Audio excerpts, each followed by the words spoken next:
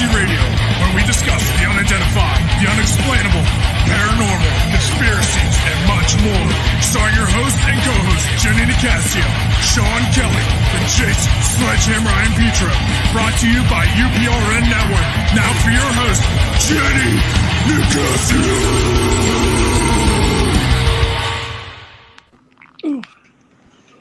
Good evening, everybody, and welcome to Chasing Prophecy on UPRN Radio 105.3. We're here on Tuesday nights, 9 to 11, and enjoy the show. Jason, how you doing? Good evening. Welcome to Chasing Prophecy for Torture Tuesday. I'm all right. How you doing, Sean? I'm hanging in there, brother. Just happy as a jaybird. Happy as a jaybird. You look like it. I am. I can see that smile just shining away. Damn straight. You also see the damn bald head and, stuff like that. It's setting your camera out of focus. Yeah, I know. My one that I bought, the good one, for some reason doesn't work. So I'm stuck using my laptop. And did you read the directions? Sure did. Said plug it in. It said plug it in. Hey, John, how are you doing tonight? Good, pretty good. I was riding my jet skis all over Pittsburgh today, up and down the rivers for a couple hours. Oh, really? Yeah, it was fun. It was a nice day to do some jet skiing, huh? Yeah, it was a little cool when I started, but then I got all sunburned. Yeah, I think it was like 54 this morning when I woke up. Yeah. Outside. I was like, oh my. But that's the thing about the Western PA is, I just opened all the windows. As soon as the sun goes down, you open all the windows. It's under 70 degrees. It's beautiful at night. Oh, my God, yeah. And then the next day it snows. Yeah. Well, we got nice summers here. It's the winter that's a little bit of a problem. But if you give it about 10 years, we'll be like Virginia with supposed global warming, which is another farce. Something I've noticed, I remember being a kid and there always being snow starting in like October, November, December, always, snow for Christmas. And, we're going back 20, 30 years or whatever. Now it's like, we're lucky if we get snow. Yeah. I saw it. It's been in October a couple of times where growing up in New York, I had never seen snow that early, but here there's been snow on the ground a couple of times for Halloween. Well, that one year, I think my son was like about 6 years old. We took him out trick or treat, and there was at least an inch of snow on the ground. Mm. Yeah, that was a cold one. And it wasn't the pretty snow with the nice little snowflakes. It was that wet, rainy one.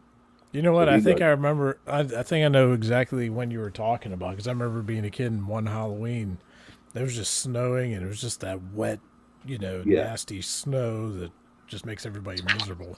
Yeah, all the kids had their coats on top of their costumes. Well, let's start the show here. Our guests tonight are a couple ladies from the Steel City Ghost Hunters. Introduce yourselves. Kim? Hi, I'm Kim. Hi, Kim. I'm one of the investigators. Well, we all are. We don't really have a leader anymore. Well, welcome to the show, Kim. Thank you for coming on. Yeah. Thanks. And Heather? Hi, guys. I'm Heather, part of Steel City Ghost Hunters.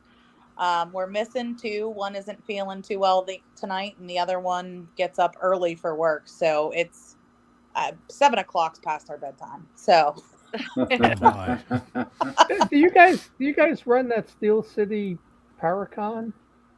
No. Mm-mm. Oh, okay. I wonder who runs that. Okay. I don't know. I'm trying to think. There's another.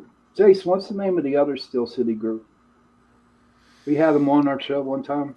Oh, I can't think of it. Yeah, it must be them. Okay. That was a while ago. Yeah, that was There's a a long few. time There's Steel City Ghostbusters, Steel City Ghost Chasers. No. There's a few Steel City ones now. There's one. I think there are two guys that belong to it. I think that was it. Two guys. Oh, wow. Yeah. I'm not sure. I don't ride. I'm not. Been a while. The two guys, is that the Steel City Pride Con? Oh, no. I don't know. No, I don't know.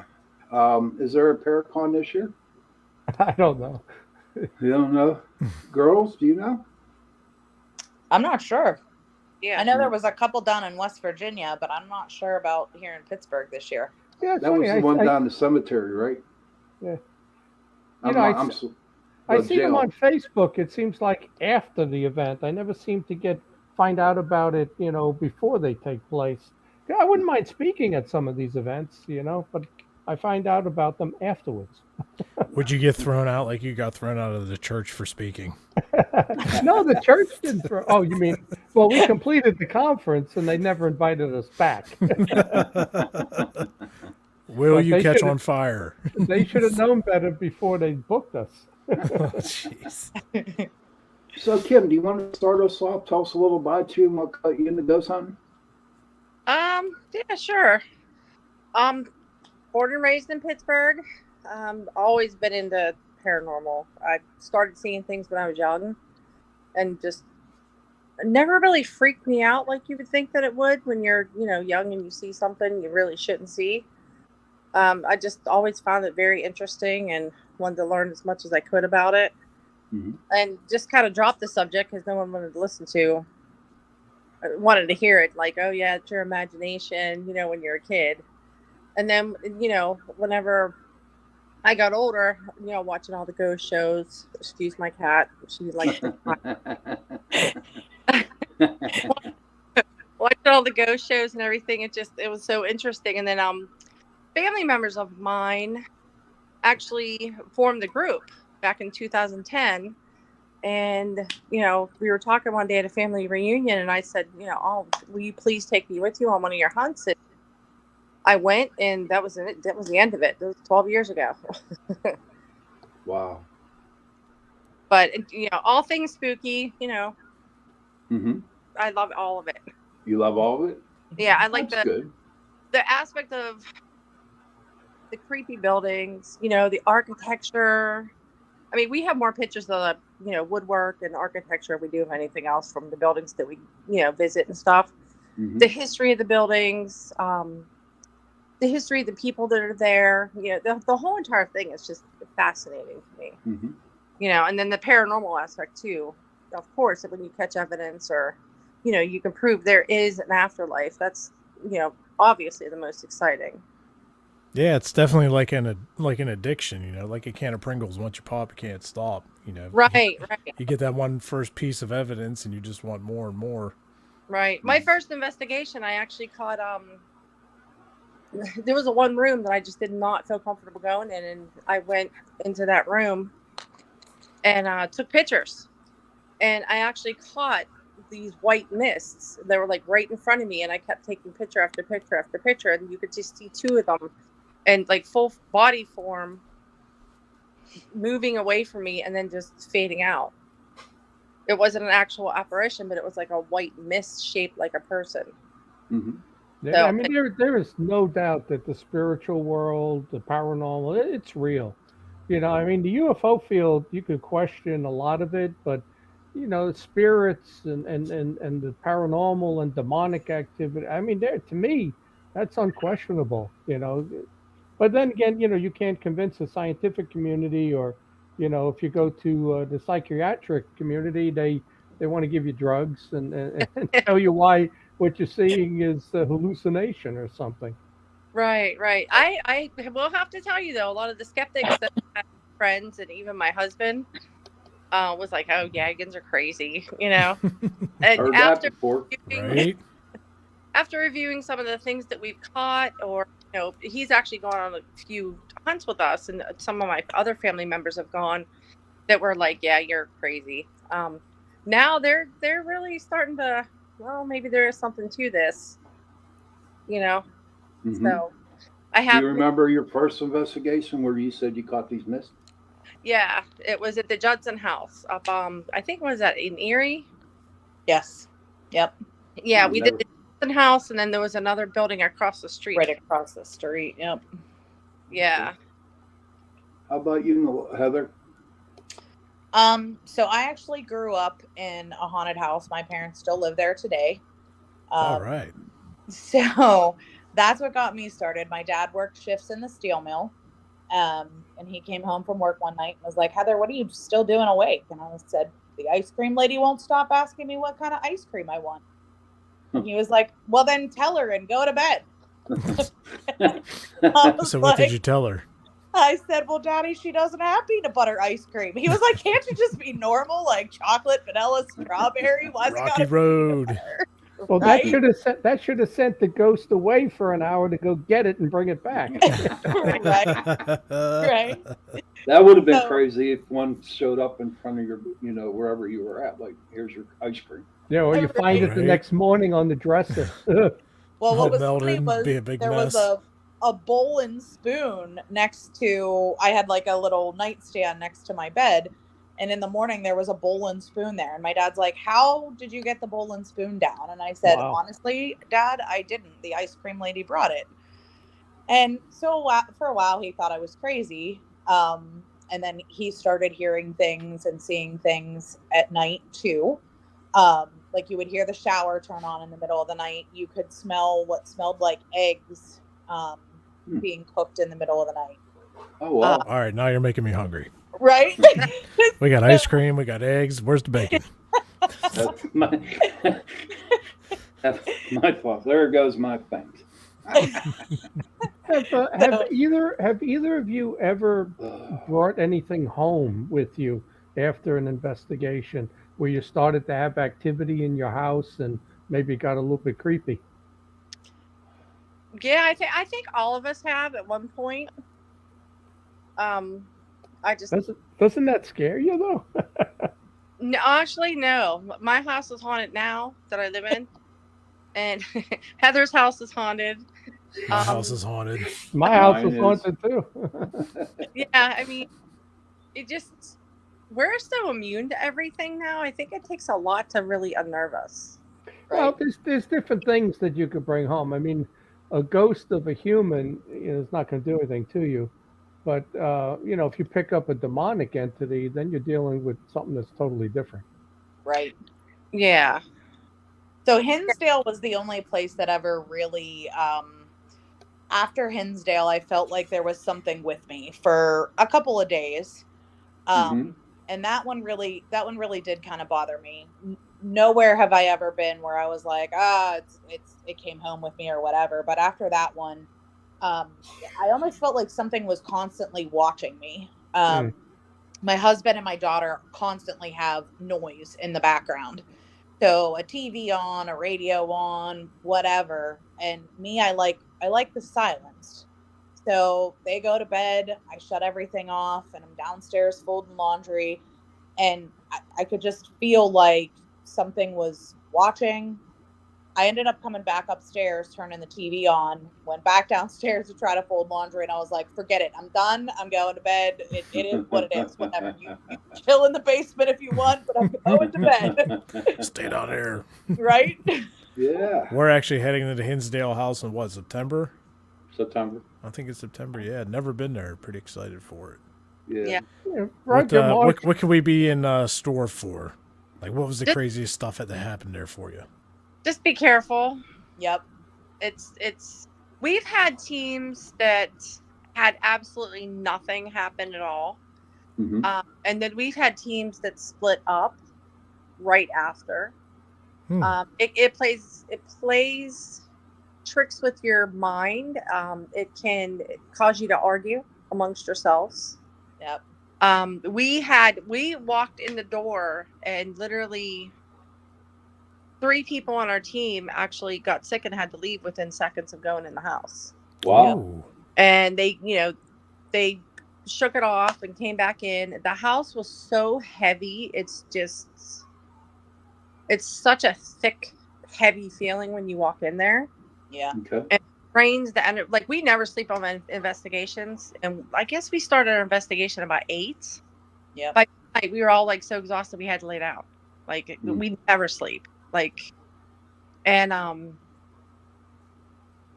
it'll just play tricks with your mind. It's rough. Now, did you catch any video EVPs or anything we really stood out? We actually have video. Kim said we went to sleep, and Sean, you know Missy pretty well. She was we were upstairs in the main room on the second floor, which is right across from Mary's room. So we had one investigator sleeping in Mary's room. I was sleeping right outside in the main room, and then Missy was going to sleep on the couch in the same room.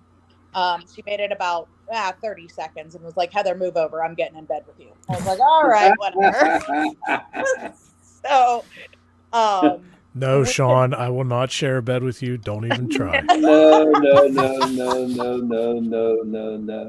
My secret to that is getting some melatonin. That's what I do at 3 a.m, and it's like, I'm tired. Leave me alone. I'll pop a melatonin, and boy, I'm out like the light. So I don't know what they're doing around me. I'm not cool. Right. Well, I do that. Well, it was funny because it felt like something lifted my leg, and Missy felt the same thing at the same time, and we actually hit legs in midair. So I kind of looked at her, she looked at me, and I was like, did something just lift your leg? She was like, yep. So it wasn't. That would be so awesome. Well, it was funny because the camera shut off up there, but it wasn't until years later, actually just recently, that we reviewed, we had caught a shadow downstairs where the other girls were sleeping. But in that same video, you actually see the shadow come across Loie, and then you see her pants being moved and her legs starting to raise. Ooh. But honestly, we didn't see that till maybe a year or two ago, Kim. We were like, what? How did we not see this before? We actually caught the shadow. There was 3 couches in the living room, and 3 of us girls were sleeping in the living room while they were upstairs.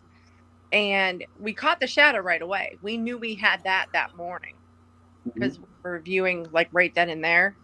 So we caught the shadow pop in the screen, pop back out, and then pop back in again. And so we knew it was in the living room with us when we were sleeping. But it wasn't until about a year ago we actually caught the leg lift with one of our other teammates, which was pretty cool because it validated, what they said with their legs getting lifted upstairs too. That's crazy. That's crazy. Now, when you were there at the Hinsdale, did you happen to investigate on the outside of the building and into the woods a little bit? Yes. Yeah, we went pretty far up on the hillside, and we were up there. It was just starting to get dark, and at one point we all thought we heard some music playing, really loud. Like a flute? No, it was more bassy, like drums or something like that, and it sounded like somebody was chanting. I don't know what they would be chanting.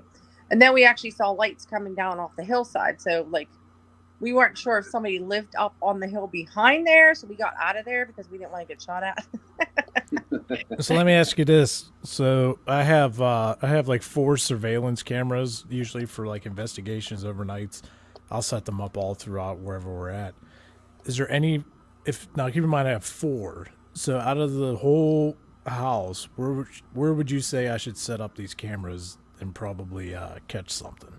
So definitely that main room upstairs. I would set it up. There used to be a bed kind of in that corner. I'm not sure where it's at right now, but right outside of Mary's room, if you can get it right there. There were 3 of us up there, and we actually caught, it was like a small shadow coming up the stairs, like a small animal, like the size of a cat. And it came completely upstairs, and you could see it blacking out the baseboards, and then it manifested into a full shadow. What we said was, don't call anything out here. Let's just get a feel for the place. Well, what's Missy do? What are you doing hiding in the shadows? That's her. I wonder who's grabbing your legs. Right? So all you see are 3 females stuck in a doorway all right, we're out. Yeah, she's a good one. She's a good girl. I mean, the place is so small. I mean, really tiny. I mean, there's going to be noise contamination. Yeah, that's the so one unfortunate part of a big group, small area kind of thing. Yep. Right. Yeah. It was really cold though at one point. Like, if a couple of us were upstairs investigating, the rest of us sat downstairs quietly, and just so they could have their time, because otherwise you hear everything. Right. But at one point we were laying down to relax. Yeah, I'm sorry. Hey, welcome back. Died back. So at one point we were just settling down. So we started upstairs like, good night, John Boy, good night, Mary Sue, like all that stuff. Well, they were upstairs carrying on, so I'm yelling from downstairs, don't make me come up there. It's time to go to sleep. And the total vape block, you couldn't hear a thing. Nothing. Like, I'm yelling upstairs to them where you could hear a whisper all day, and they totally could not hear me. It was like there was just this sound barrier. They never heard it. They didn't hear us. Nope. So I remember doing an EVP session at the Belair house, and Pap and some others were being loud upstairs. So somebody got a little angry and started yelling at him through the floor. Just shut up. Yeah. John, what do you think of that barrier that they're talking about? What do you think of that? What barrier? I don't understand what you mean. What barrier? Were you awake? Oh! You're talking about where they yelled upstairs. Oh, I see. And they didn't hear it. Is that what you're saying? Yeah, that's what I'm saying. I don't know. I mean, this whole field is so strange. Have you girls ever seen like a dark, misty shadow rolling across the ceiling? Have you ever encountered that at any location? Hillview and that? What do you think that means? Because I've seen that twice. My girlfriend saw it. My sister saw it in our house in New Jersey. It's the weirdest thing. It's rolling along the ceiling like energy. It's got form, and and it's rolling, and then it kind of gets to the corner and it dissipates. It's gone. What do you think that represents? Supernatural season 2, episode 4. But I mean, do you think that's demonic? Do you think that what do you think? Something trying to be creepy. Mm-hmm. But is that just a human spirit that can do that, or what? Yes, they can. I think. Yeah, I think they're just trying to creep you out. Did it work, John? No. Did it creep you out? Oh, absolutely. I mean, the first time my sister, I was upstairs. My sister and the whole family saw it in the living room rolling across the ceiling. They were screaming, "Come on down!" The time I got there, it was gone. And then twice I saw it. Once in that same Jersey house, and once here. It is the weirdest thing. My girlfriend and I were getting ready to go to bed. The night light was on, and she was putting cream on her legs and her feet and all of that. And all of a sudden, from the hallway, you see this thing roll into the room across the ceiling, and it's like it's rolling smoke, and it just we look at it saying, "What the hell is that?" And there's a night light on, so it can't be casting a shadow on the ceiling, And then it got above us, and we both I grabbed the sheets and pulled them up to my chin, and I looked at it. I said, "What is that?" We looked back, and it was gone. And then it happened again here in this house, and I mean, it's so pronounced, like smoke, and it's moving. It's like moving as it rolls, and it's very, very. It's weird. I've always wondered, is that a demonic entity? Does it represent something? My feelings on that are, I think energies start to manifest themselves, and wherever they're pulling energy from, it might not necessarily be, something where electric in the ceiling, right? So if that's where they're manifesting and that's where they're getting their strength, it could be them manifesting in that area. So I don't always go toward demonic to start. I just kind of get a feel for it before I think, okay, yeah, no, that could be not just paranormal, but more demonic, right? So do you think that is different from a shadow person that you see standing in your room, let's say? Or does it just manifest itself as different things, or are they two different types of entities and one's more to be concerned about? Well, I mean, think about it. You have things like shapeshifters. That's something that I'd be more concerned about than an apparition, a full-bodied apparition that you see. We all have our form in life and have different things that we like. So, like I tell my family all the time, keep messing with me, and I swear to God, I'm coming back to haunt you every day. I already have a list that long. Right? Right? See, Like, that is my goal when I'm dead, is to scare the shit out of every person I can. Well, See, I think when it comes to this sort of thing, I think I personally would be more worried about like poltergeist activity. Yeah. And one of the reasons I mentioned that is because we lived through that here at my house. We had poltergeist activity back in 2013, and it was just vicious. I won't go into the whole story because we don't have enough time for that. But seeing an apparition or a shadow man, we've all seen shadow figures and everything, and it's usually 98% of the time harmless, just residual energy or something. But it's when you get like the poltergeist that's destroying stuff, throwing things, that's when I start to worry. Right. I mean, I can see a shadow man all day, but starts throwing stuff at me, I'm getting out of the way. You don't know where it's coming from. Well, you don't want to concede your house to this thing. So would you leave, or would you take it on and command it in the name of Jesus to leave? I mean, what would you do if you encountered some sort of poltergeist activity?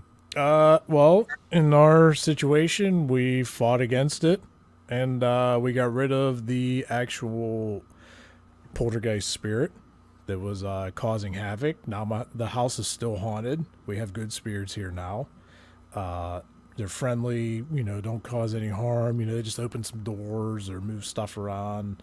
But the actual bad spirit, you have to face this. I mean, what are you going to do? You're just going to pack up and just leave or move? No. Like, that's your home, you Right, can't, exactly. You can't give it up because you are, the current owner of your house or whatever. And it either needs to settle down or get out. So, Do you find that it stays in the house, or it follows the person to different homes even if they leave?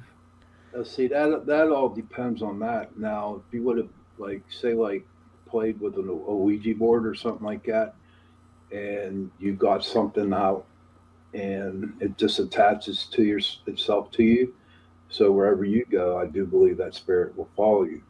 But I'd say 99% of the time, that ghost that you see is part of the house, or if not part of the house, part of the land that the house is built on. Or it could even be an item. It could be attached to something. Yeah. Right. It could be just, a picture. It could be a bed frame, an ornament. And you got to good luck figuring it out.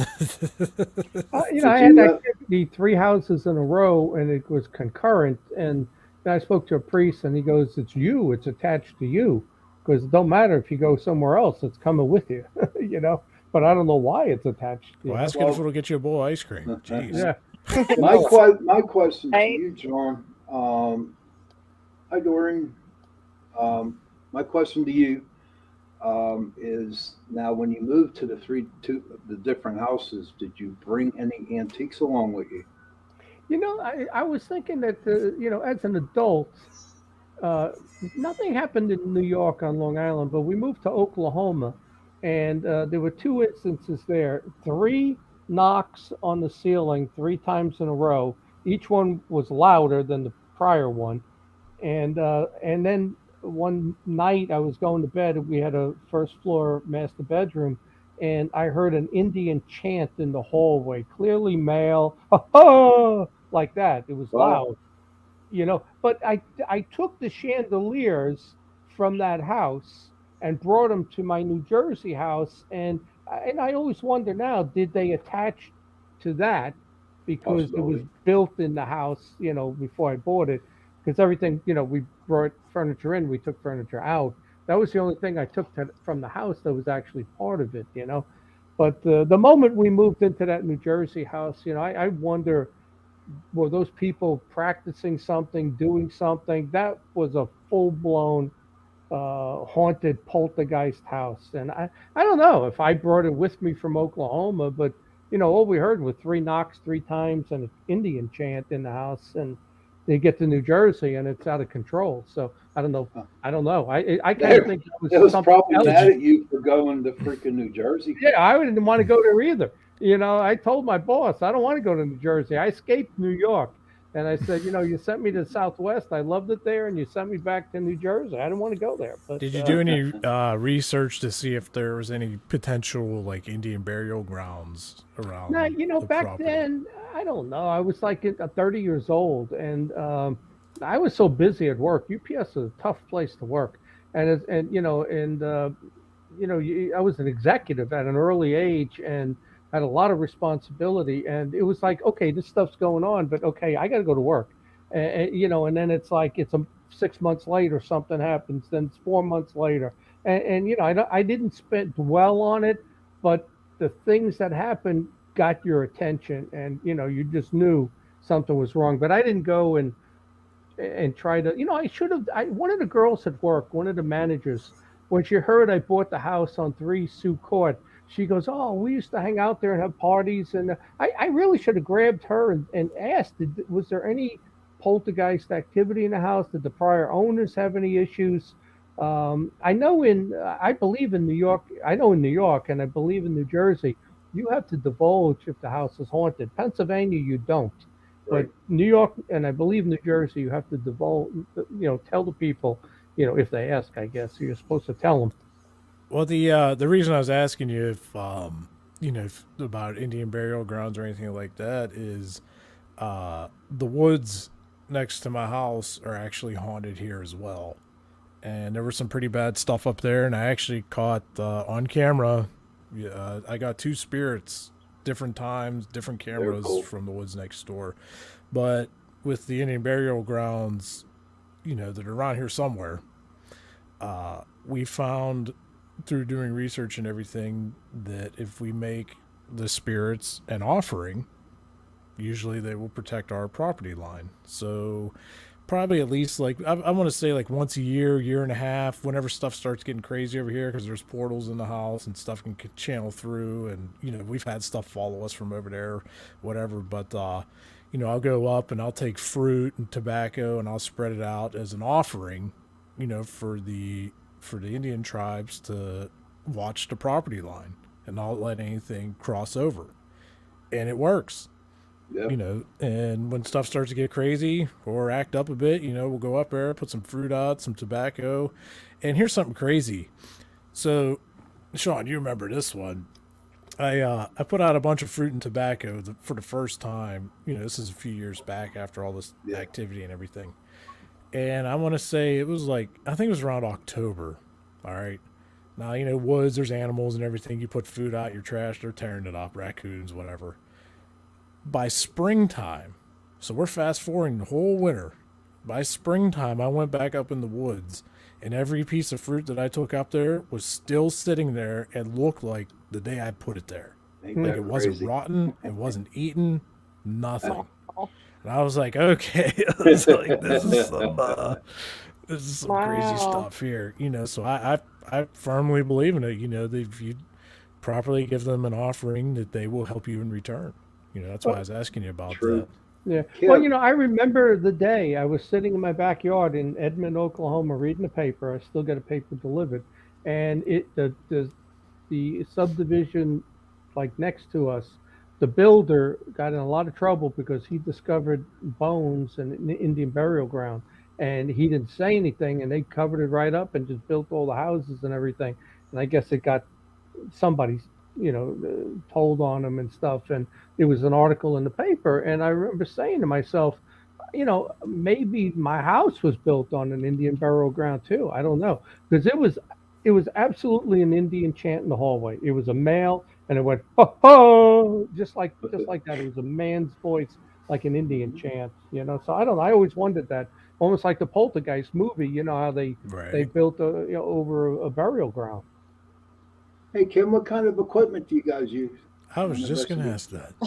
ask that. From one team to another, what is your favorite line of equipment? Do you guys break up like who does what? Like, how do you guys run your group, the Steel City Ghost Hunters? We all do everything. Our favorite is just the basics: camcorder and audio recorders. Okay. You always say you think you have the worst night ever. You're not catching it or hearing or seeing anything. You get home, you listen to your audio, you're caught all this amazing stuff. So the basics is, I guess we like to tend to stick to the basics all the time, but we use the REM pods, the Melmeter, K2s. We have laser grids, the IR cameras, the ghost box, the voice box. We pull everything. Dowsing rods we use. Depends on the location, what kind of feel we're getting. REM pod's one of my favorite too. Yeah, that's a good one. And our flashlights, we don't use the twist flashlights. We use mag light flashlights. They're you set them to night light, so you push it and then it kind of stays on, but it stays dim. Okay. And then if you touch it, it brightens up. So it just kind of dims out. That's new. Yeah, we've been using that for quite some time now. So and we've tested them against the twist flashlights, the little thing. Yeah. And we probably had 50 of them lined up one time in a hallway, and then we had the mag light in the middle. All of them were going off like crazy, and the mag light never went off. Oh wow! So when that one goes off, we know, because like if we have it on the floor, like a thud, a heavy vibration will set it off as well. But you have to touch it to make it go bright again. So that's one of our favorites too, because when that goes off, we get pretty excited because it doesn't go off that often.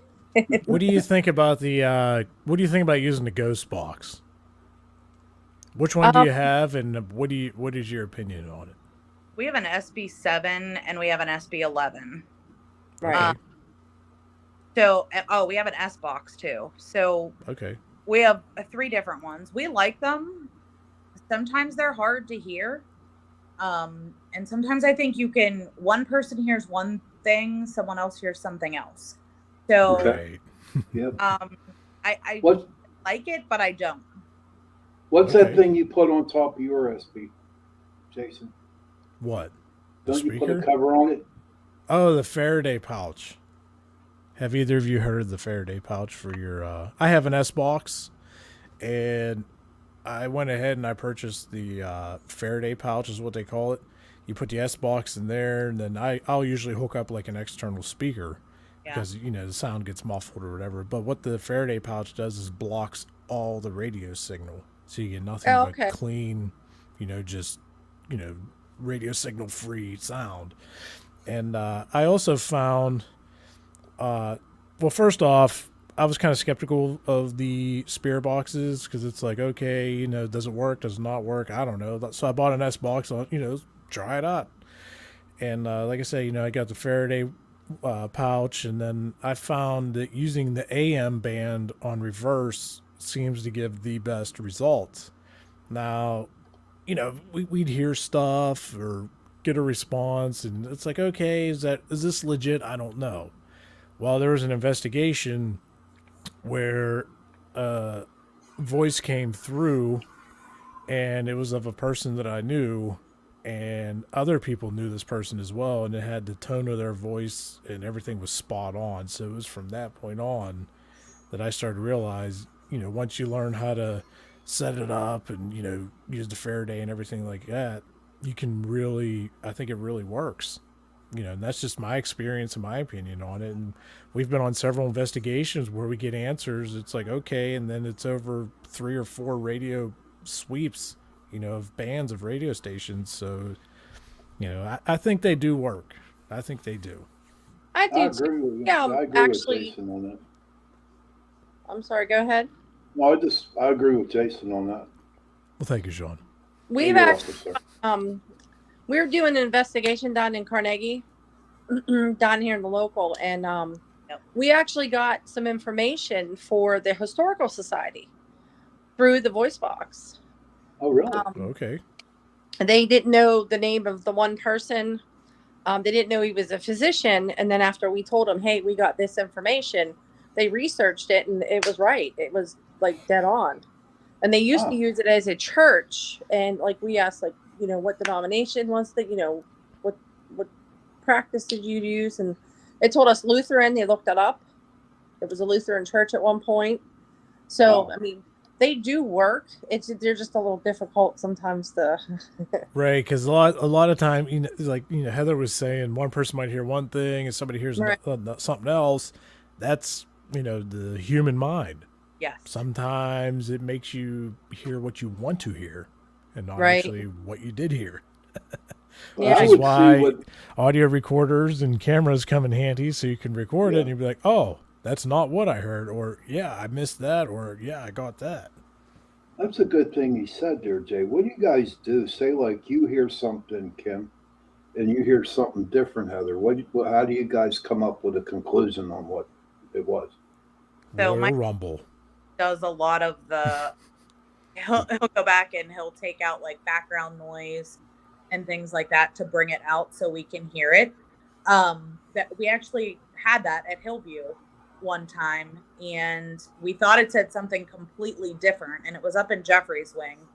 And when he put it on his speakers downstairs and drowned out the background noise, it was something completely and totally different. It was like dead bodies or something that we thought there.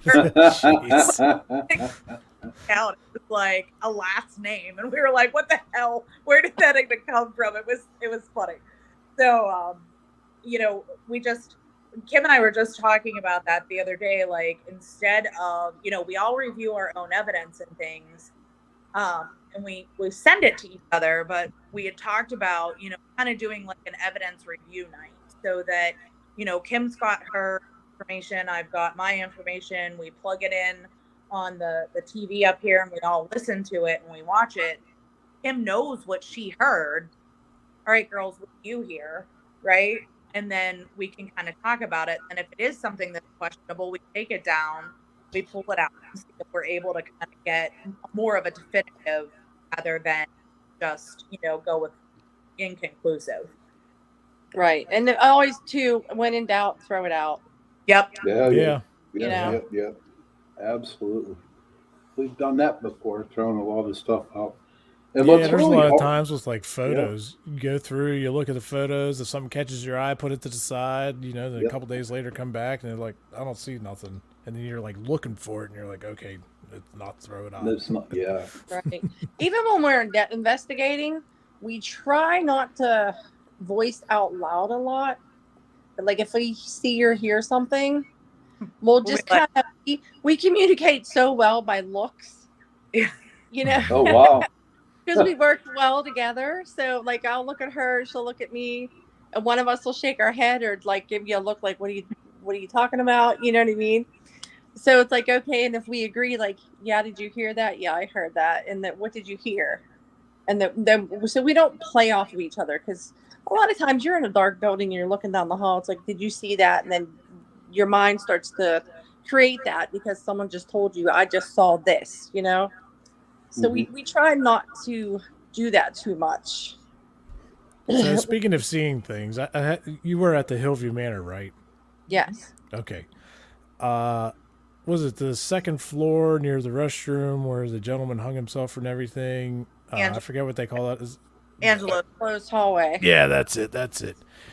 Did you have any experience there or see anything, you know, around the witching hour, 2, 3 in the morning? And if so, what was it? So there's hooks on the shower curtains where the curtains used to be. We kept hearing that over and over and over again. We couldn't solidify what the noise was. And finally, one of our other investigators went up there, and he was sitting by himself. This is when our team was a lot larger. And he was sitting up there by himself, and the hooks moved. Oh, wow. And that's when we realized that it was the hooks that were making that noise, not something else. So that's one of them. And what have you Missy and I have heard. Missy, when bad things start to happen, it gets really creepy. I start to laugh. I can't help it, right? So like, there's heavy footsteps up there. It literally sounded like boots, like stomping down the hallway. And I just start laughing, and she's like, "Heather, shut up! This isn't laughing matter. Let's go take a break." And I was like, "Oh my god, what is wrong with you?" So whenever you guys go to do an investigation, I mean, when you first started, and not even through the whole night, are you like dead serious about it, or can you have fun with it? How do you guys like to do it? Both. I mean, we all have fun.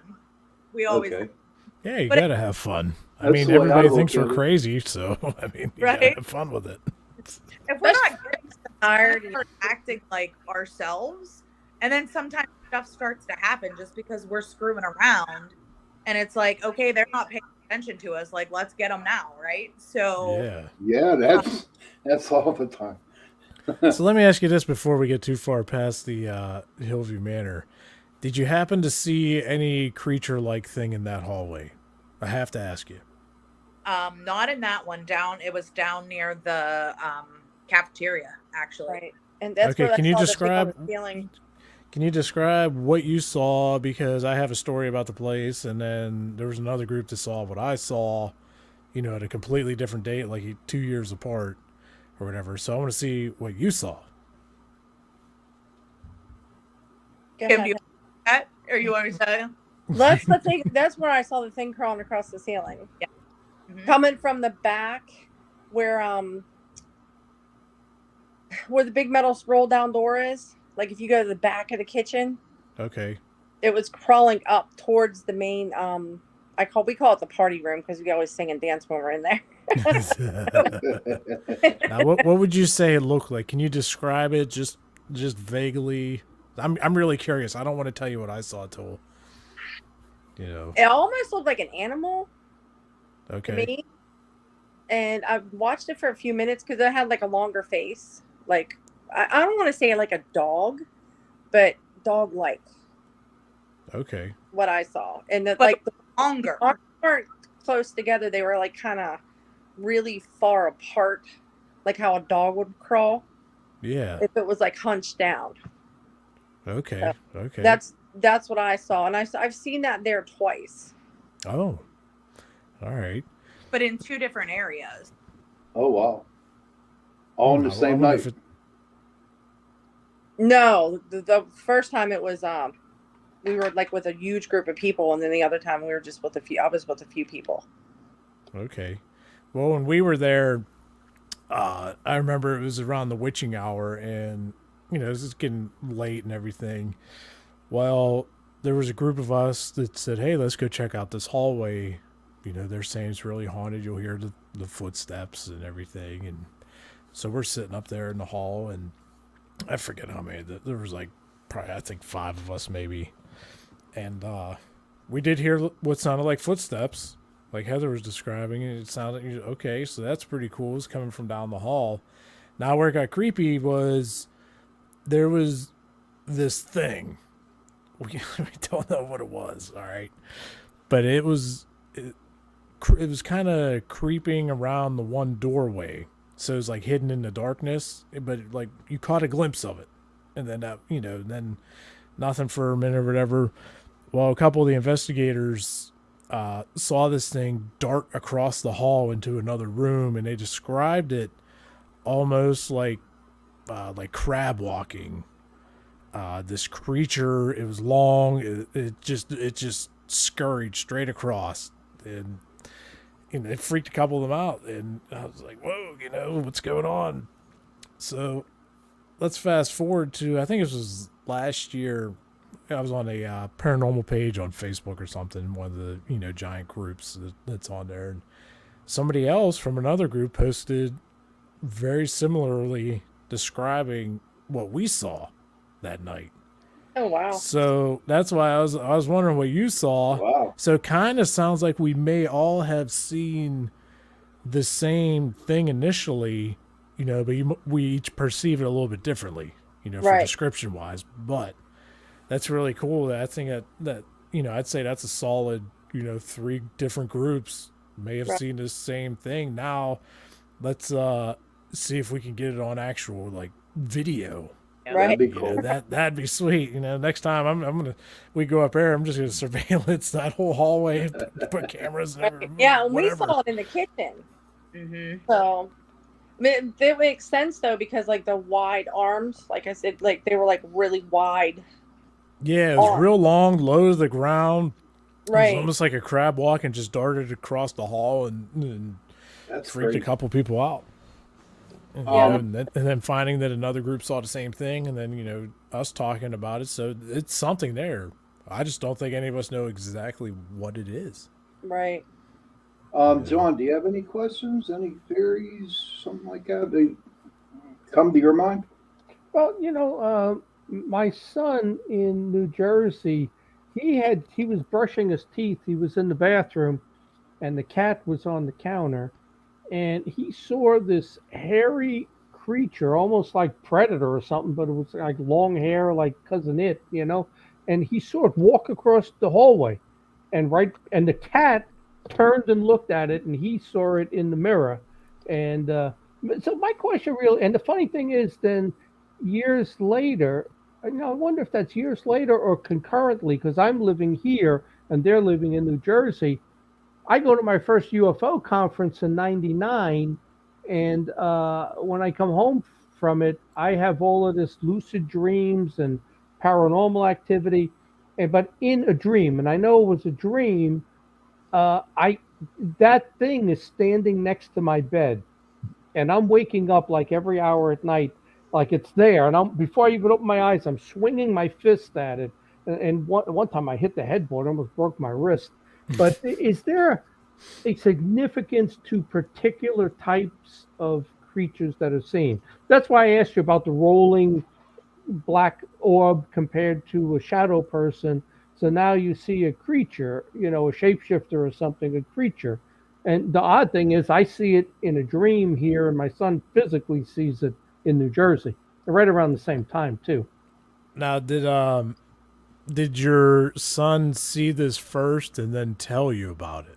No, chance? He told me years later, because I didn't start to document this until 2014, when I think the activity turned to demonic, and I decided I'm going to now document it, and then later in 16, I decided I'm going to write a book about this.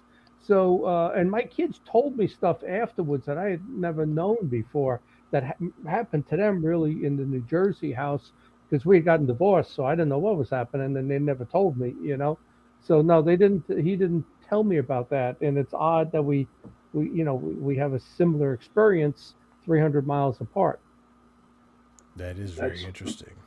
Before we go on, I got to thank our sponsor, Carnation, for sponsoring the second hour of the show. So thank you, Carnation. Thank you, Carnation. Does Carnation have chocolate milk?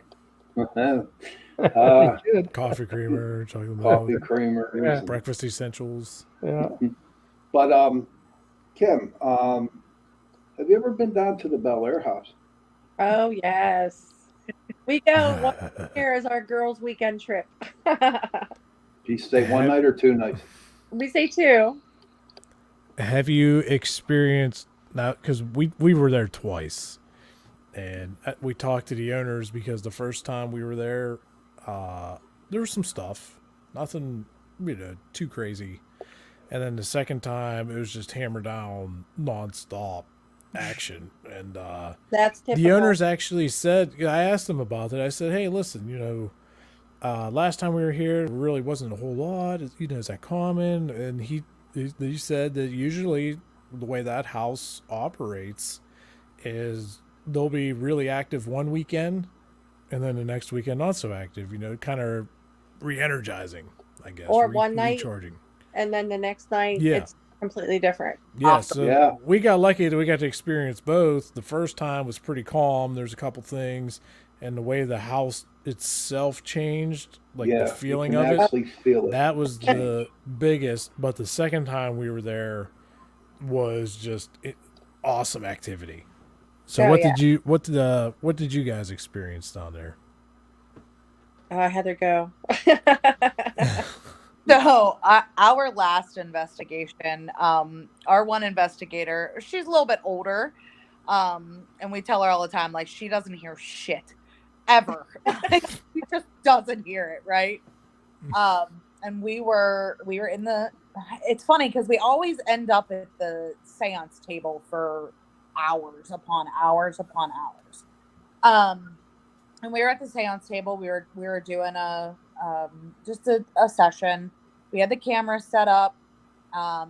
Kim was we were doing the Estes method actually.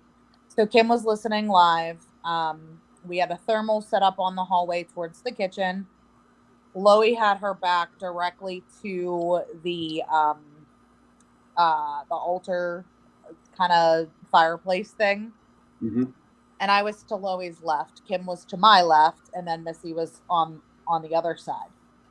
And all of a sudden, we started, for whatever reason, we found Alex upstairs in the altar room, in that middle bedroom. I think they called it the seance room.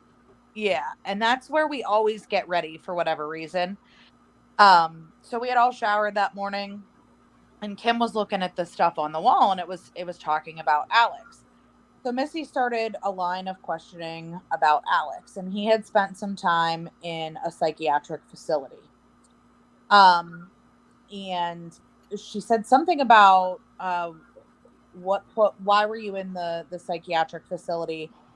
And then all of a sudden, something came from the hallway right around behind Loie. It actually brushed its hand across Loie's back, to the point where I got up and like moved toward Kim, like, I'm stuck back here, like I'm gonna move over here. Because that place, I'm always afraid, like, are you gonna get scratched? Are you gonna get, like, you never know. Sometimes that place is real quiet. Sometimes that place is off the hook. And the first night we were there, it was real quiet. Second night we were there, not so much. Could you actually feel like the next day, the house change? Oh yeah. Its energy. Oh yes. Yeah. Last few times that we went there, the first night we were like, we had activity. We had like whistles all night. We were seeing flashing lights. We had, the typical sounds, noises. That was kind of cool. We were getting responses on our equipment. And then when we were fine. And the next night it flipped. It's like the house just flipped the switch. Mm-hmm. And it just felt like unwelcoming. I mean, because we spend the weekend there. We eat there. We sleep there. We, goof around. And we usually start about 5 o'clock Friday and leave Sunday morning. Mm-hmm. But the last few times we were there, like Saturday night, it just changed so much. Yeah, that was like the first time we were there. Friday was all, this is awesome, this is fun. Yeah. You could feel positive energy, and then Saturday there wasn't a whole lot of activity, but the demeanor of the house itself. Oh, it was crazy. Like, it just took a trip to the dark side. Yeah. Right. So he's gotten scratched there already, up in the attic. She's gotten her hair pulled where we were sitting at the table to the point where her chair flipped backwards. And if her knees weren't underneath the table, she would have literally landed on her back. Yep. And they were all like second night incidents. Like, night there always seems, just chill. And then the second night, we call it like Little Hinsdale because the atmosphere will change on you. So, what about the cellar? We don't really spend a whole lot of time in the cellar. Oh, you don't know what you're missing. You should. You should. Take my word for it. Yeah. We had a couple flashlight responses down there, and we've had we've never really gotten a whole lot of activity down there. Honestly, Go down there, set up a couple surveillance cameras, okay, and go down there a few times. Okay. Go down there early, maybe do an EVP or something. A couple hours later, and then like maybe shoot to finish off the night down there like 2 or 3 in the morning, and see what happens. Look at the cat. Here, she is like all. She's been. Your cat looks ginormous I know. because she's right on the camera. Sorry, John, do you have anything to say, John? Oh, I'm sorry. Well, that same type of atmosphere, I had that here also too. People would come over and they'd say, John, your house just feels so dark, so heavy, the atmosphere. And I remember when I brought the priest in, and we did drive it out for about 6 months. And my daughter-in-law, my son and his wife came over, and she said, wow, your house, it just feels so fresh, like it's not that heavy atmosphere. But that was when whatever was in the house, I was convinced was a demonic entity. And it just a total different feel to the house. And you knew something else was there, but of course I was hearing it also and being poked, so I knew it was there. Oh yeah, I can relate with that. Before the before the poltergeist had enough energy to start causing havoc here, I remember there's like certain parts of the house just felt different. There was we found that there was a portal in the one basement, and I was like 25 at the time, and it's like I find myself running through through the basement because it's like, ooh, there's like a chill spot, like something's not right, and you could just feel like some kind of heavy, like you're describing, and then once it festered enough and got enough energy, started creating havoc to let us know like it was here, and then we had to go about to get rid of it, and then once it was gone. Like it was just super uplifting. Like it just everything felt lighter and you could breathe easier. Yeah. It's crazy. Now, Kim and Heather, have either of you encountered smells? Like death, like something rotting, a smell like that. Have you? That's usually not good, right? No, Well, I had that too. I'll tell you about that. But go ahead. Tell us if you've run into, because I asked. I didn't know. I was like a UFO person at the time, and I was into none of this stuff until I was 41. So I didn't know anything about any of this. Welcome stuff. to the rabbit hole. Yeah, and so I get into the UFO stuff because I really wanted to write a book on it. I had a lot of ideas for a novel. And I'm looking into that, and then I end up with all this paranormal activity, which I knew absolutely less about.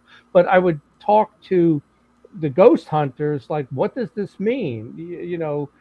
Brian Seach, and I can't think of the guy he does in Gettysburg. He does some of the tours. Him and his wife. He was an investigator for MUFON. And when I told them there were smells, they said, "You got a demon in the house," So usually like sulfur. Yeah, what's a sulfur, man? I didn't know if the dog did his business, but that was my first impression. And then there was a column in the hallway. Like you'd walk through it and you'd smell it. If I backed up a foot, I didn't smell anything.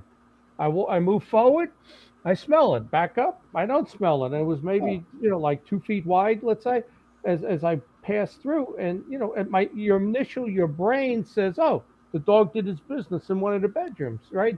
And then I'm standing there going, this is not that. This is like a dead animal, like a rotting dead animal smell. So what do? I walk into the bathroom and I put the fan on, thinking whatever is there is going to get sucked out. And came back 3 hours later after watching the baseball game. It's still there, but only in that spot. And it came back twice more in July, and I think that initial time was in June, but 2 other times it came back, and it was right around my father's birthday in July. Same spot, same type of smell, but that was only there for 1 day. And then I didn't know. I called the gas company, and I had the guy come by for the furnace, and I said, "You got a gas leak or something?" But they. I guess gas, you don't smell it, or they put a perfumed odor to it or something. I don't remember. But the guy checked everything and says, you don't have any gas leaks in the house, So have you encountered that, Kim or Heather, where you have that rotten smell? Quite a few times. Like just our last investigation. It was like all different spots in the house all evening. It would be, you'd be in there 1 minute and it would be great. And you come back and a half an hour later and you would literally smell death. Jeez. So, wow. Greenville Manor. Noble So, Manor. Were we yeah. there? Noble Manor? Green Manor. Greenville, no. Yeah. No, we haven't been there. Oh, I go. have to check it out. Favor and take a trip. Again, does that signify anything to you that you encounter a rotting flesh smell? What does that mean? That's what I want to learn from this is what does that mean? Like the different shapes you see. What does it mean? What does a smell? Because I was told that means you got demonic activity. That's what I was told. I don't. That's what a lot of people interpret it as far Yeah. as I know. Now, with that burning flesh, right? Was there a fire in that building or in that particular pot where somebody did die from being put on fire? Well, and that's what I was just gonna say. The place that we were just at was a funeral home. So, smelling rotting flesh or things like that. Is it something?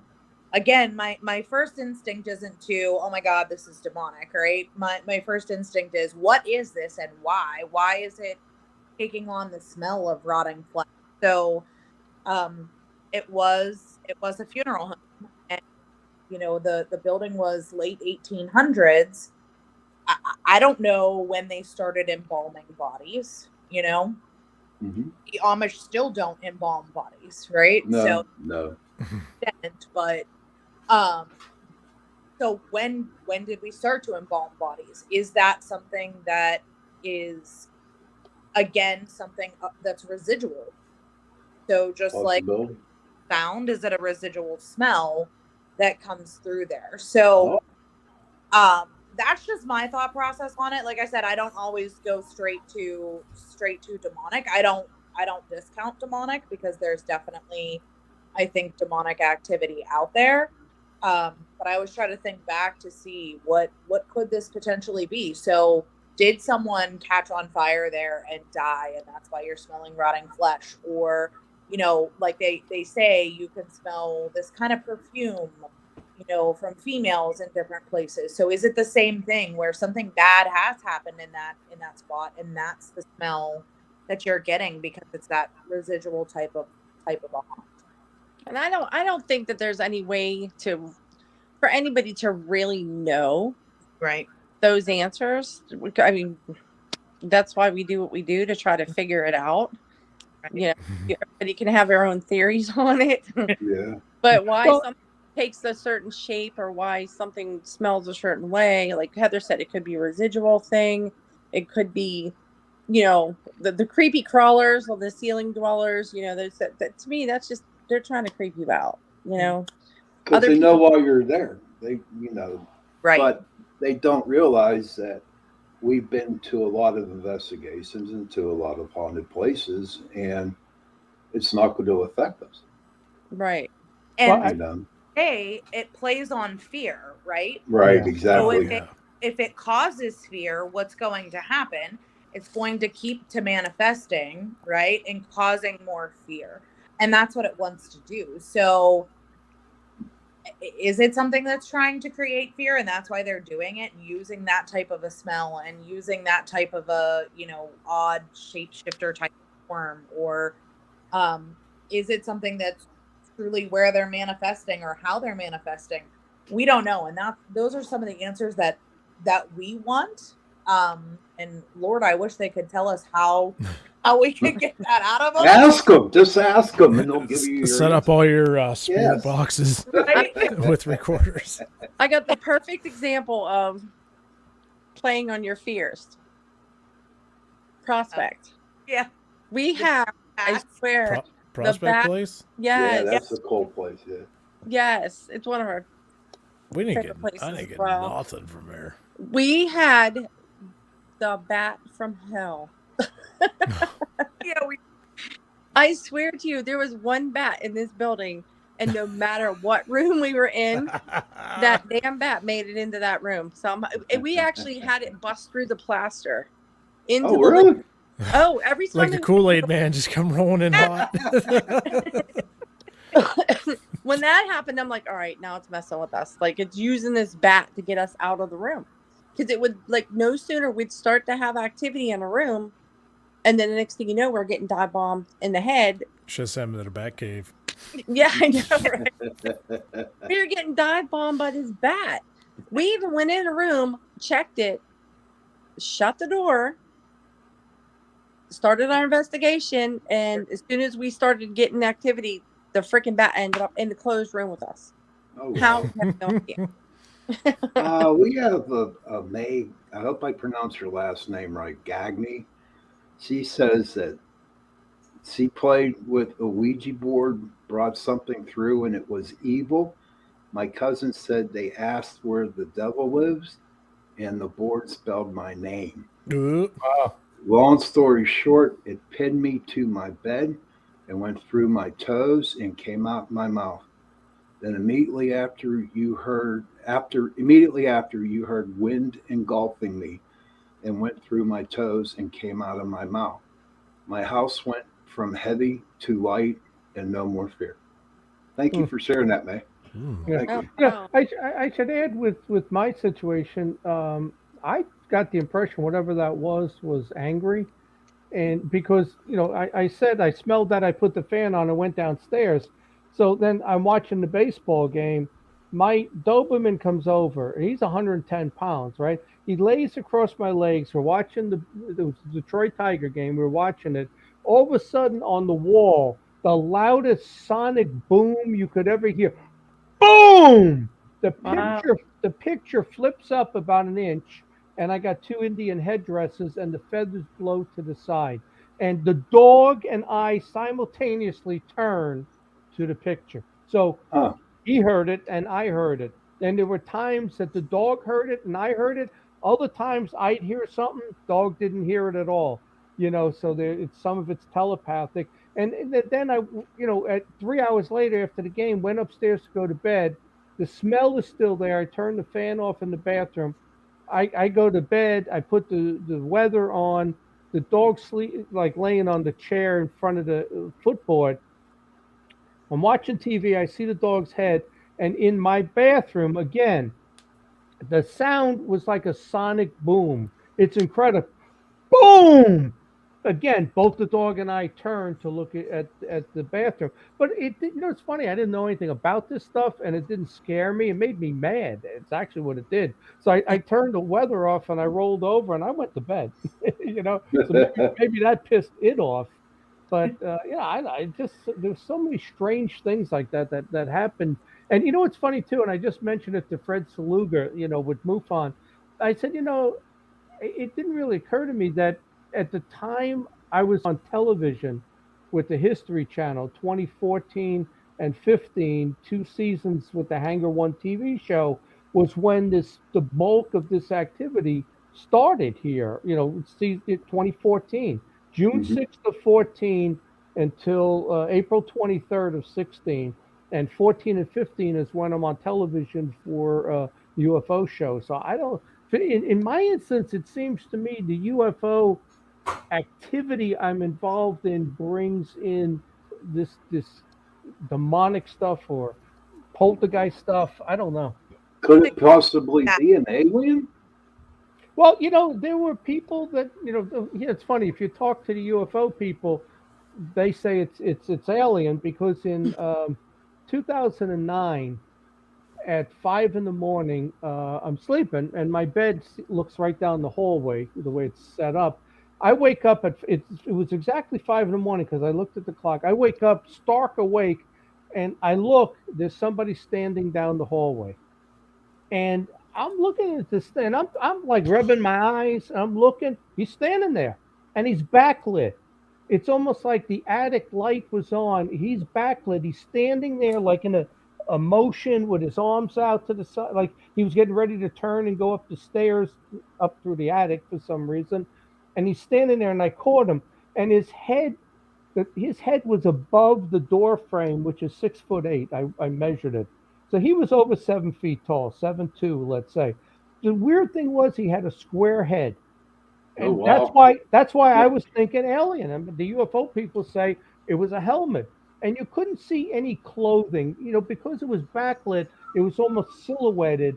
I couldn't see if he had clothing on. It was skin tight, like a spacesuit, or he had no clothing on. You know, and I'm assuming it's a male. And the thing had about a 8 to 12 inch waist. So obviously it doesn't eat. I mean, it was the long arms, long legs, a square head, and a tiny little waist.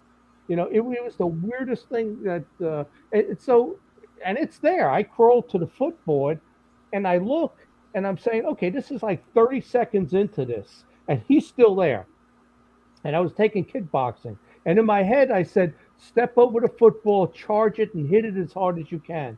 I no sooner had that thought, and then another like voice in my head says, "You don't want to do that. That could be unsafe. Step Yeah. off the side of the bed and turn the light on." Well, of course I did that because I thought it was my thoughts telling me to do that, and I did that, and it was gone. And my Doberman sleeping in the hallway at the top of the stairs. I walked past them because I wanted to check, see if there were footprints on the rug. I walked back to my bed, go lay down. The dog never woke up. He never turned. You cannot walk past the dog and not have him turn and acknowledge you that you're there. But, you know, it's almost, so I don't know. It's almost like, you know, the alien stuff where one person's taken, the woman's taken, and the husband sleeps through it. Well, the dog slept through it. And dogs don't sleep through anything when you walk past them. So I don't know, you know, and the UFO people said, well, it had a square head. And then when I went back to my bed and I lay down, it seemed like there was a light outside that moved away. You could see it get dimmer and move away. So I don't know. You know, That's they say it's interesting. alien, but then to go along with that, in 2004, my girlfriend moves in. My kids are here for Thanksgiving. We all go to bed. I close the door. We hear somebody walking up and down the hallway. Now, the next morning, I asked the kids. They heard it. Matter of fact, my daughter said it was so creepy. She got out of her bed and slept in her brother's room with him. And they slept with the light on all night. They heard it. And when my girlfriend left for work at Levin Furniture, it was a Saturday, I got up to brush my teeth, and on my mirror, she uses a different bathroom. She uses the hallway bathroom, and I use the master bathroom. And on the hallway, there were two arms like this, 6 fingers, 2 arms, and when I measured it, it was 3 inches longer than my arm. So I'm 6 feet tall. If you measure it, 3, 6, 9, 12, puts it at over 7 feet tall. And I realized 6 years later, whatever put that on the mirror, and I have video of it and I have photographs of it, whatever put that, and when the arms were up, all you saw were the 2 bones. There was nothing in the middle, you know. And my girlfriend, when she came home, she took her makeup and dusted it so you could really see it. 6 fingers, the bones, longer than my arms from elbow to fingertip. And I said, what I saw, whatever did that was in the house, pacing up and down the hallway. That's what I saw down the hallway. 5 years later in 2009, because that was over 7 feet tall with really long arms. So, I mean, it's strange as strange can be. So I don't know. I've moved away from the alien stuff to this is more interdimensional and spiritual or demonic is the way I look at it. So what is your opinions, these 2 ladies, on what I just told you? Oh, I was going to go hand in hand. What was that? I said, I think they kind of go hand in hand. Like, yeah, exactly. Skinwalker Ranch. I don't know if you watch Skinwalker Ranch and some of the other ones that are out there, but where there's paranormal activity, there's also UFO activity that they're getting, or vice versa, right? So how do we not know an interdimensional being isn't what's creating what we're calling paranormal activity? And, you know, same with, you know, just because it was a former being, was it a former human, or is it still a current being that we don't know what it is? Right. What's interesting? Yeah, okay. But I believe this is interdimensional. I personally don't believe there's life in space. I think it all is interdimensional. Right. But how do you view I've read so many stories, and I have a good friend, Joe Jordan, who was a MUFON country director in South Korea. He just moved back to Florida.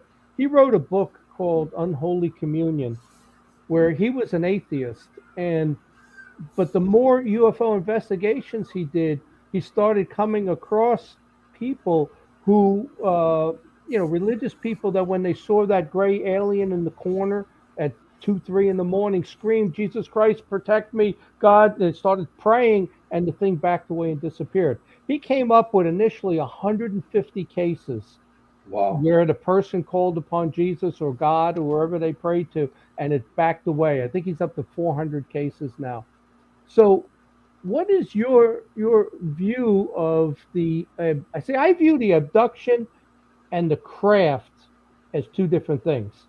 With MUFON, we would investigate the craft and use websites and look for what was in the sky.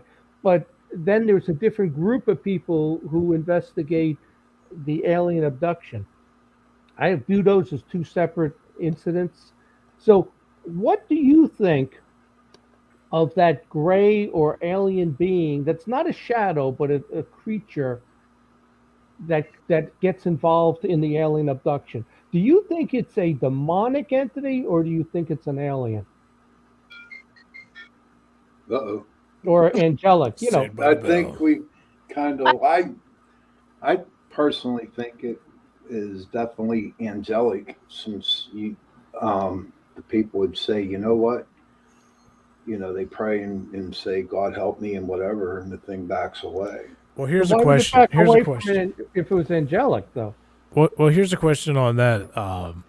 So you're saying that people get startled and they they start Jesus please save me and everything. Now, just from what I'm thinking, okay, so if you are startled, you jump up and you see something right there, is that just a reaction for a lot of people?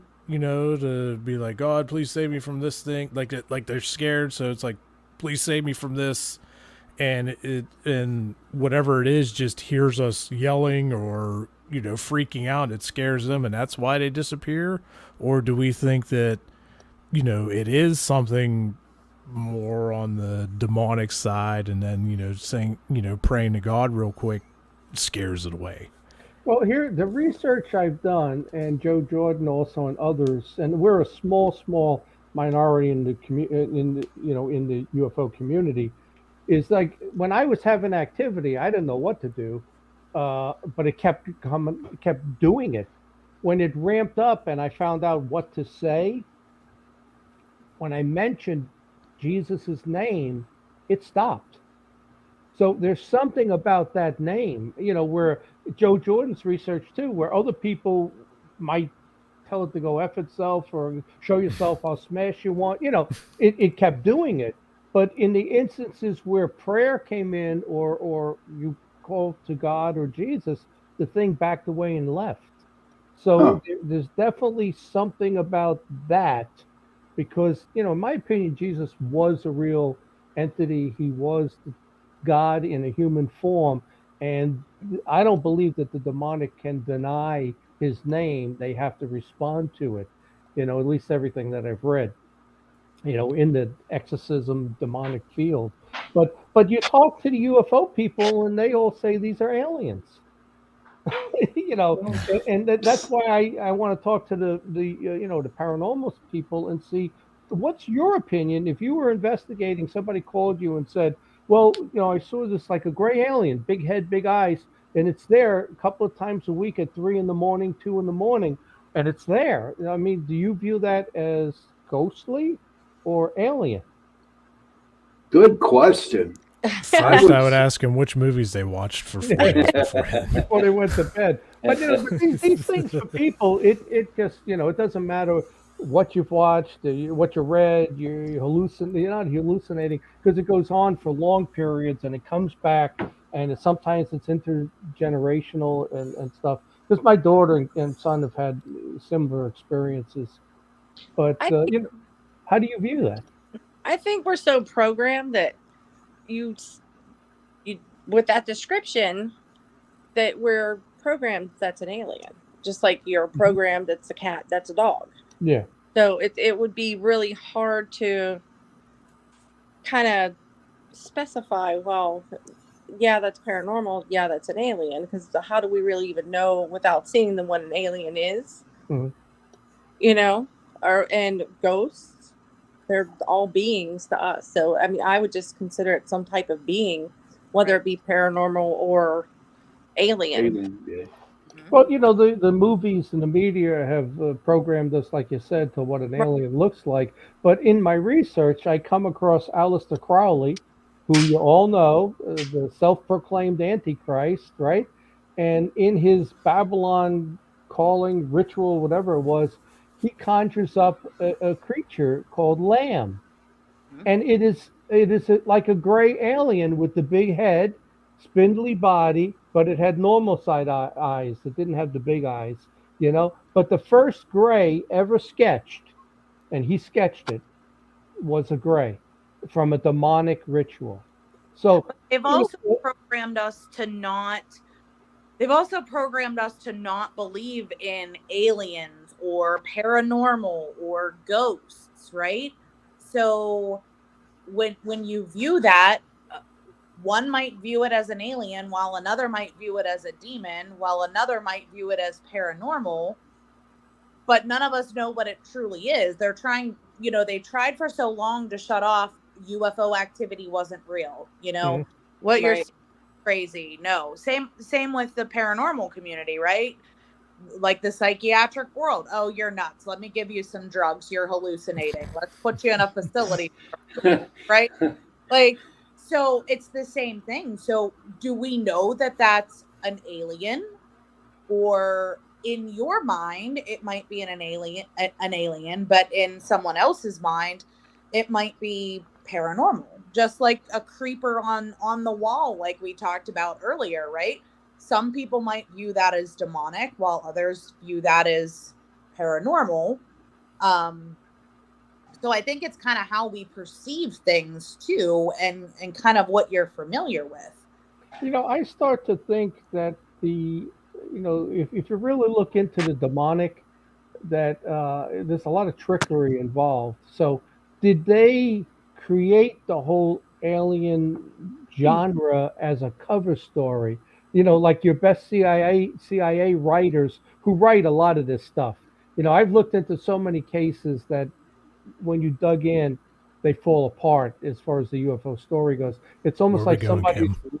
writing the script for this stuff. But so, is the gray alien a cover for a demon because the demons are really behind it? And I believe they're that smart. I've even gone as far as saying to people when they bring up there's cave drawings and petroglyphs and rock carvings of what would look like aliens and a craft in the sky. And I say, well, my mind works different. I look out 5-6 steps.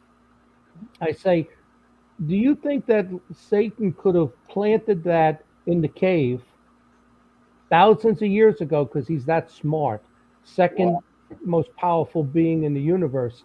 Could he have planted that knowing that there will be a time when humans have technology and will believe that that's a flying craft and will fall for this deception? That And would be good for another story, buddy. yeah, Another that would be a show. great movie. Too, Yeah, right. Nobody's mind Ladies, works like mine when I look at these things. ladies, what is your ultimate investigation that you would like to go to and why? My house. South My Pittsburgh house. Hospital What's that? would be South Pittsburgh Hospital would be one, just because we've heard such amazing things about it, and I want to see if it would really scare us out of there.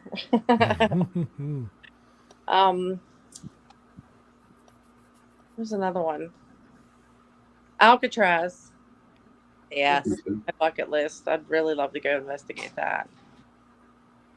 We like our prisons. Mm-hmm. Heather. So for me, I mean, your ones here in the U.S., those are bucket list locations, but those are places we can get to pretty easily, right? So for me, Island of the Dolls. No way. Ah, No way. Where is yeah. that? Where's that No, No thank located? you. way. No way. I'd like to take a little trip to Island of the Dolls, and then No. I'd like to hit some of the old castles in Ireland. Oh There yeah. you go. That I would can be do sweet. that. That would be be real nice. cool. That- Where is Island of the Dolls? Where is that? Isn't that in Japan? It is. Maybe not. Ghost Adventures was there. Yeah, Mhm. we're Yeah, I there. remember seeing something on it. Everybody's nuts who go there. Dolls are so creepy. You Oh know, my to me, God. they're an imitation of life. I'm And right there. Dolls are creepy. And my sister had a story back.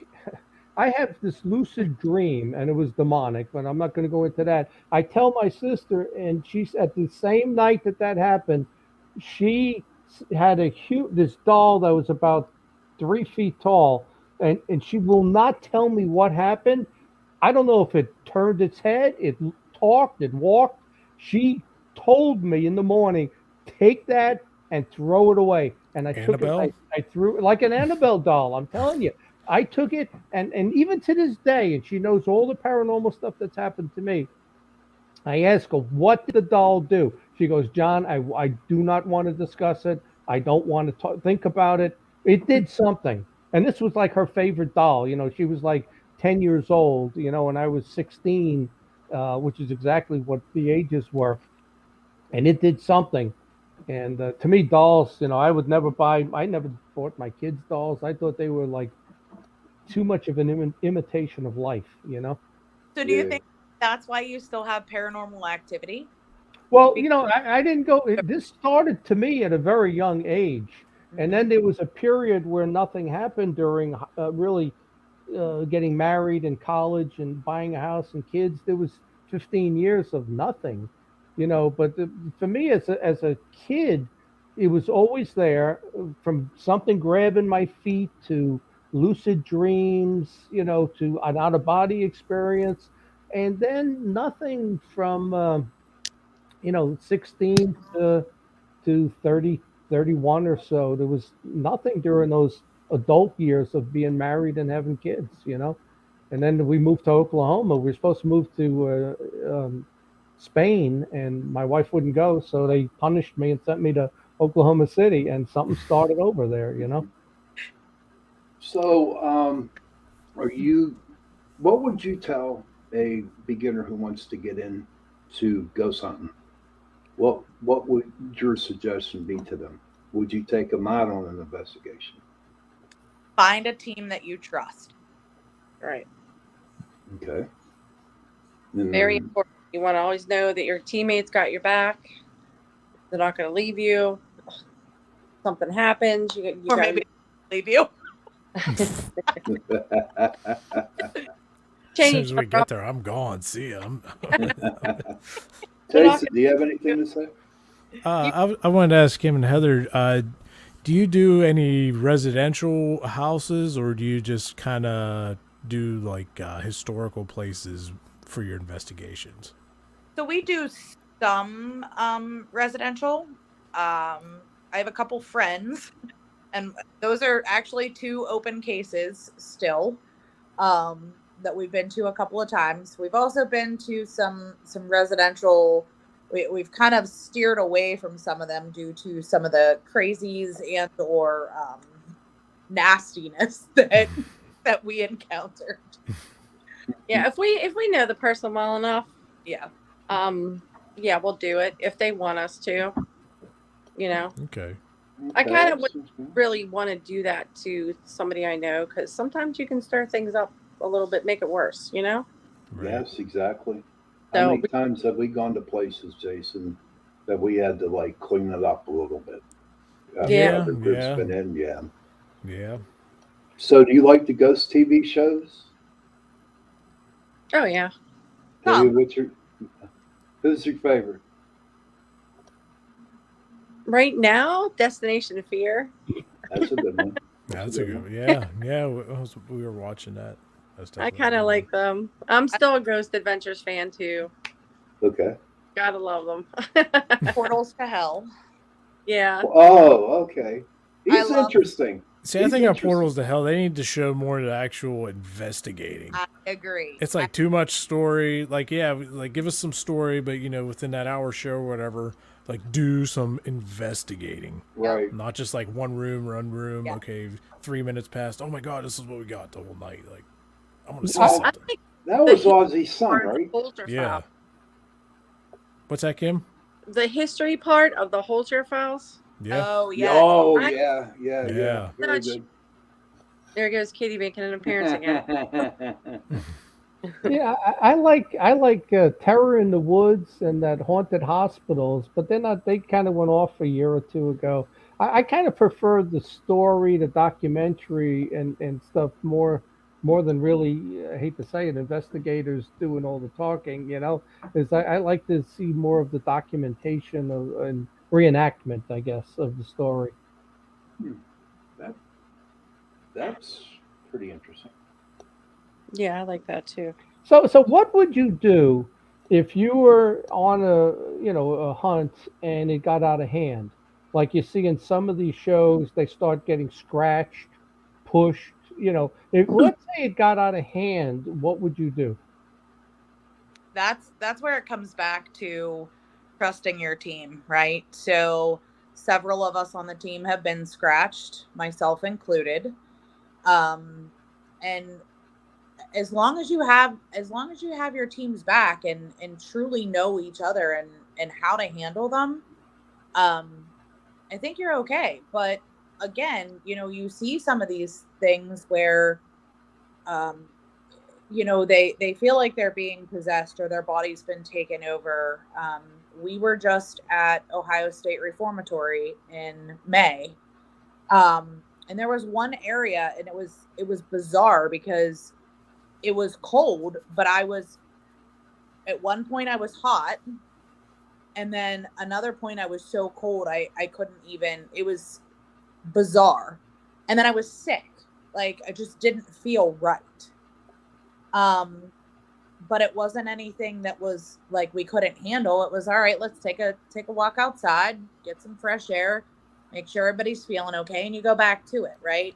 So that's knowing your team and knowing your friends or your teammates that you're working with and saying, okay, Heather's not right or Kim's not right. Like we need to get them out of there and get the situation handled. Right. But we've only had one situation at the Bel Air house where we actually got out of Dodge early. Yep. Like, yeah, Please do tell. it got a little too thick, a little bit too heavy, and we actually called it quits in the middle of the night. And Okay. we still had about 12 hours left. Yeah, we- Jeez. So is there a local? Let's say it followed one of you home, and started throwing dishes around, grabbed your ankles and dragged you down the hallway like you see in movies. You got some big What problems is if that happens. What is Plan B? Is there a local exorcist? Somebody? What would you do in the worst case scenario? Who would you call? Is there someone that you could recommend when it gets real demonic and beyond your abilities? Hell yeah, Priest. Pittsburgh Paranormal, like But I'm saying that let's say it's beyond what you guys have dealt with. Is there and you feel you need a priest or an exorcist at this point to exorcise the property or whatever? Is there somebody that you have on your list that you would call? we do have friends. I have a friend actually that is a priest, so I would start with him. But we have friends outside of the state also that are pretty close with some priests. So if I needed to, I would absolutely call a priest. Yeah. Now, have you ever encountered a situation where you have a priest come in, bless the house, everything of that nature, and take notice that for a while things may calm down, and then a few weeks later it just really, really ramps up? If you had any issues like that? I've never had my house blessed or anything, but we just did some remodeling here.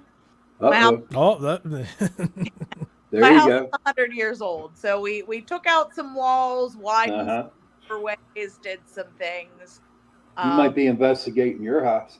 My husband already said to the girls, like, hey, I think I want you guys to come over and find out what's on my porch, because I'm not a huge orb believer, but and neither is Kim. But when I send these videos and I tell you, like, you literally can see right through it. It's not a bug. It's not moving. It is moving. It's not your typical orb. Right. So it's very different what's happening on my porch, and you could see it actually comes through like my living room wall and out onto my porch, and then comes back into the house as he pleases. And I say he because I think it's either my father-in-law or the previous owner of this house. We're just not sure which one right now. However, so I've never had the house blessed, but I do have sage here, and I'm going to have someone else cleanse the house, and us as well. So, Well, You know, we're getting close. We're getting close to the end of the show. Any last words? Nice knowing you, Sean. Nice knowing you too. I'll well, thank you this- for having us on, for sure. Okay. Yeah, we made it.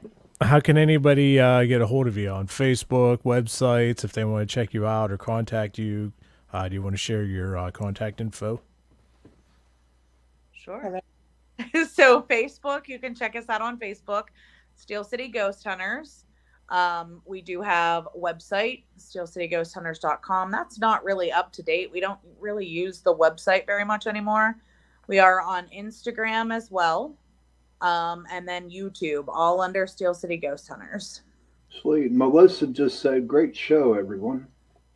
Thank you, Melissa. We got to get it. We got to get her on. I swear. I asked her twice and she said no. So, but we'll let her. But again, everybody, thank you for tuning in. John, thanks for filling in. yeah. And your guy Travis Taylor from the Skinwalker Ranch, Dr. Travis Taylor. Yeah. He's going to be speaking at our UFO conference. Well, it's going to be the Philly conference, but I'll get him to the Pittsburgh one here too. And he is actually working with the Pentagon now on the UAP team, like Project Blue Book. So it'd be interesting. We'll get him at both conferences. I'd love to see him. I follow him on social media and stuff too. I that's one of my favorite shows. So You just like his Texas accent. I do like.